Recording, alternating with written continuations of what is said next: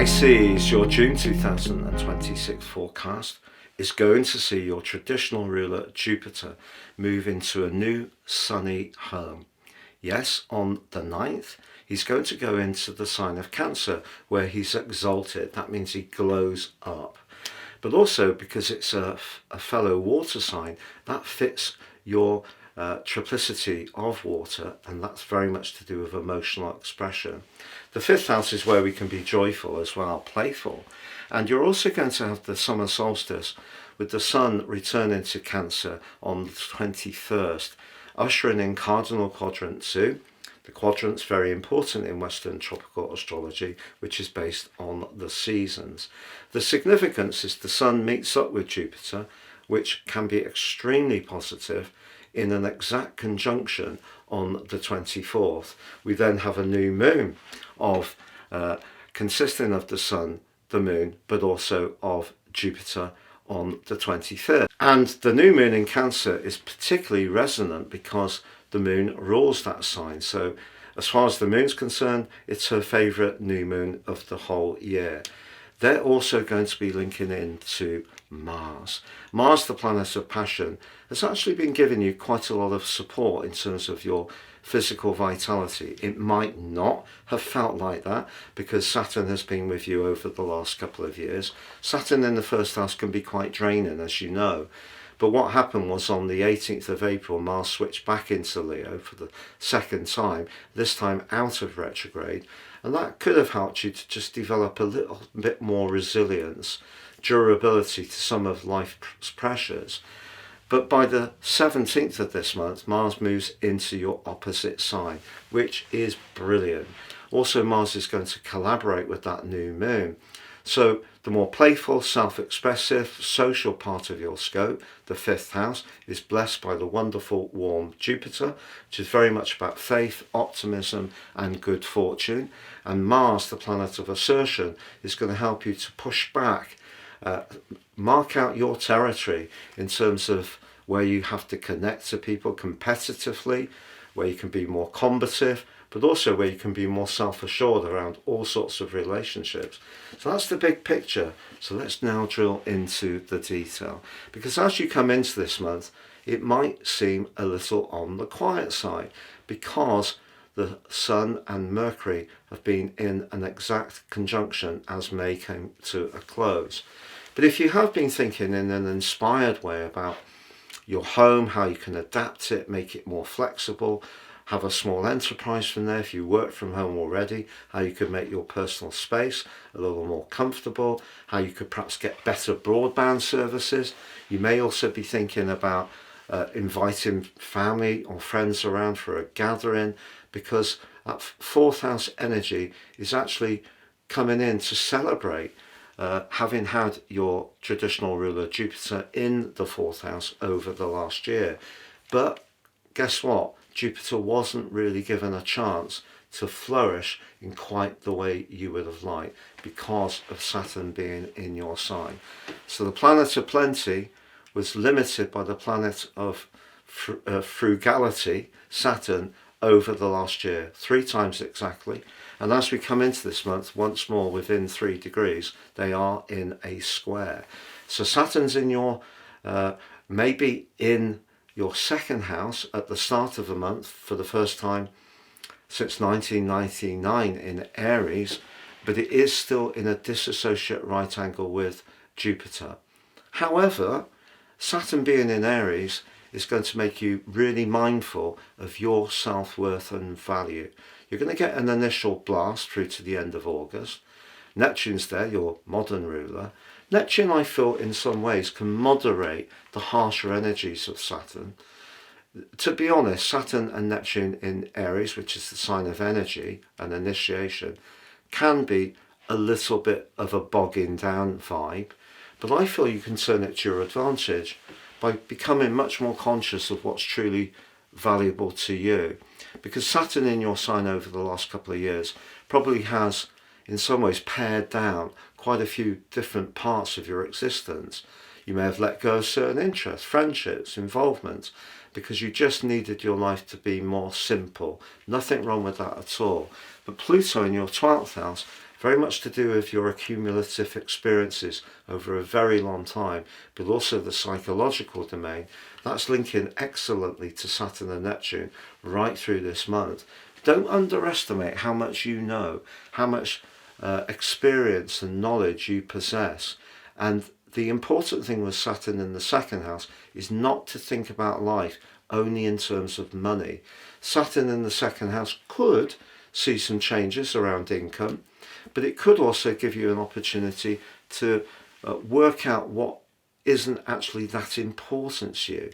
So you may find yourself changing pivoting towards things that perhaps have a more spiritual dimension, maybe a more earthy dimension, cooking food from scratch, being a little bit lighter, perhaps being much more into things like upcycling, perhaps recycling things you no longer need, living a bit lighter in terms of your personal footprint on the planet. Not necessarily because you're a committed environmentalist, because it just makes life easier. There's less burdens, less decisions to make about what to do, what to spend money on, because you actually realise that it's about what's going on in your heart that really matters. And that's the critical thing, because Venus has been blessing your finances recently, and there may have been some good news in the last half of May, and there can be at the start of this month. But ultimately Venus moves into a chattier sector on the 6th. But over the following week, although you can be uber charming in that period of Venus being in the sign of Taurus, Pluto's saying to you it's really important to be sincere. You might be surprised by someone you hear from. Could be an old flame. I'm not saying it's going to work out. You just could hear from them, or think about them, or check up at them on social media. But on the 8th, Mercury moves forwards and connects with Jupiter. If you are someone who has a small sideline at home, you could do something really positive at this time and have a breakthrough. Mercury then moves into the playful, light, flirty and humorous 5th house, joined by Jupiter on the 9th. What a blast. These two are still together. In their own way, they can be super and very, very hopeful together, but they are in a square with Saturn. And that reaches a peak on the 15th of this month. But I just want to remind you, in August last year, on Christmas Eve and the 3rd of January, Saturn and Jupiter were exactly square. One's about growth, one's about containment. But if they're balanced, we actually get a decent outcome. But it's a very important structural influence in astrology. So for you, the emphasis switches on where they're going to have that impact. So I think that Jupiter in the 5th house is really encouraging you, after perhaps the cool years of Saturn being in your sign, to reignite your belief in the charisma that you have, to focus it on situations, whether it's your talents artistically, whether it's to do with being a maker, a creator, whether it is to do with cooking, whether it is to do with writing, film, photography, whatever talents you have. What Saturn's taught you is to narrow down onto the things that are right at the nub of your existence. Now Jupiter and Mercury give you the chance to glow up the good bits, but Saturn's there saying don't overdo it, particularly around speculation. 2nd house, money. 5th house can be about risk. So Jupiter can see us caught up in enthusiasm. Just be a little guarded by that. But then we have a full moon on the 11th. But it's a full moon that sees your feelings very close to the surface. If something is out of kilter in terms of where you work, because you don't really enjoy the environment, the people aren't very nurturing, there's a lot of demands on you, you could find yourself with a big decision to make. But on the 17th, Mars moving into your opposite sign is going to give you a real toolkit to deal with the situations that may require a little bit more direct discussion. I don't want to use the word confrontation, because I don't think it needs to be that. Sometimes avoidance is countered by the thought that if we have a discussion, it's confrontation. No, avoidance is just the opposite end of the spectrum of confrontation. If we're dealing in a proper way with our need to assert ourselves, but also we're open to hear what other people say. We're in balance. And that's what Mars can help you to do. On the 21st, with the sun glowing up into your 5th house, you could be in for a magical time over the next month with the conjunction with Jupiter, the new moon, and they're linking back to Mars too. So new collaborations can come through. These are going to go all the way into July.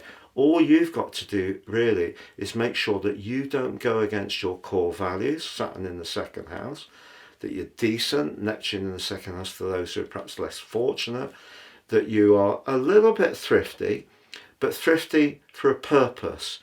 And if you focus the energy you do have with passion, whether it's into a person you find irresistible, whether it is an interest you've got, whether it is a talent, use that personality to maximum effect towards the end of this month. But just make sure you don't spend a penny piece more than you need to, because your innate personality and charisma is what your true currency is going to be as this month draws to a close. Have a great month, Pisces. All the best and goodbye. Year 2025 is absolutely speeding by. And back by popular demand is my very unique personal horoscope offer. You can order your year 2026 forecast now, but also get the rest of year 2025 free. Also, my special package, which is totally unique to each person it's produced for. You'll get your life roadmap report. This is the most important document any of us can ever read, because this helps to give us searing insights into the patterns that are played out in our lives so far, but importantly, how to work with that energy future forwards in a much more effective way. The forecast helps you to time your moves to the best advantage. Please see the link below for more.